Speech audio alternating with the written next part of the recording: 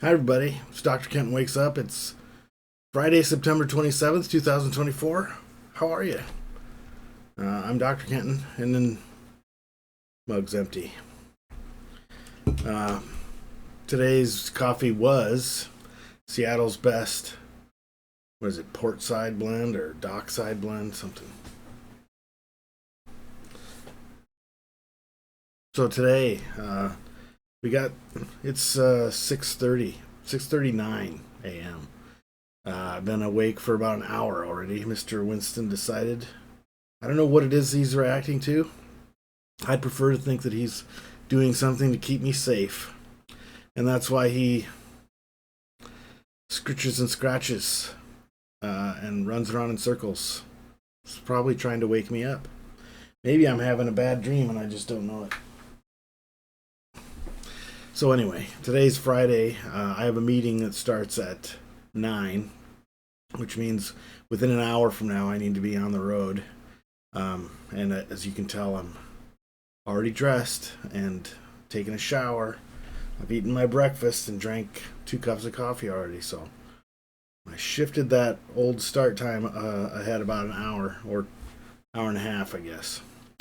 So the meeting's at 9. It'll be out by 10:30. Then I'm going to drive back here. Hopefully, I'll be here around noon or so. We'll see how it goes. I was listening to a radio or a podcast episode while I was taking my shower, and it's talking about the role of AI. And I don't want to get into a whole lot of what they were talking about, and I'm not really interested in talking about how I feel about it either. But I do believe there's a benefit that I'm not yet appreciating about it. And yesterday I had some open eye experiences with the value that Gemini, specifically the platform that I like the best, can have for somebody who's trying to lighten their load and do 2 things at once or more than one thing at once. It was an eye-opening experience.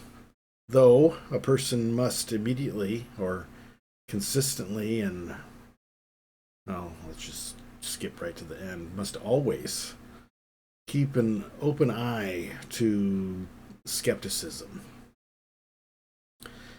The answer that Gemini or an AI would feed to you is fast and probably well researched and insightful and so on and so on, but boy, it could be full of falsehoods and misinformation. So, the process of doing the hard work now is not so much about doing the fact finding, but as shifting the focus into fact checking. Because ultimately, if you're using this as a way to lighten your load by creating an outline or summarizing a bunch of papers or coming up with new ideas and whatever, you got to really be careful that what you're taking away from it is accurate. You could steer yourself down a really strange path. So, anyway, that's what's on my mind this morning. Let's see this. Oops, sorry. Atomic Habits. These little pink flags are the places where I've highlighted or whatever, want to draw my attention back to certain passages. You see that they're all concentrated in the second half. That's because I've already processed through the first half. So, Atomic Habits. When I'm done with this book, we got Fear by Thich Nhat Hanh. As I'm reading through Fear by Thich Nhat Hanh, a lot of the passages seem familiar, so I'm thinking that maybe there's some heavy overlap between a book that I have already read. So, not to besmirch Thich Nhat Hanh. He's dispensing the truth, sending out truth bombs that are not intended to harm but to enlighten. There's Winston. So anyway, read, notate, and then come back a day or so later and think about those notations. And about, I don't know, must have probably 30 or 40 flags here.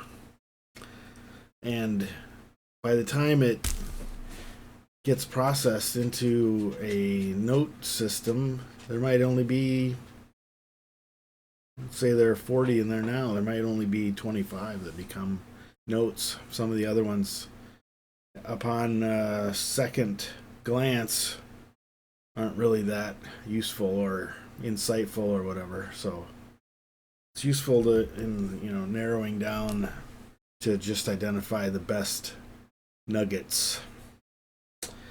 All right, well, that's covering a lot of ground all of a sudden. I didn't think I had all that to say. So anyway, I hope that you have a great Friday, and love you, bye.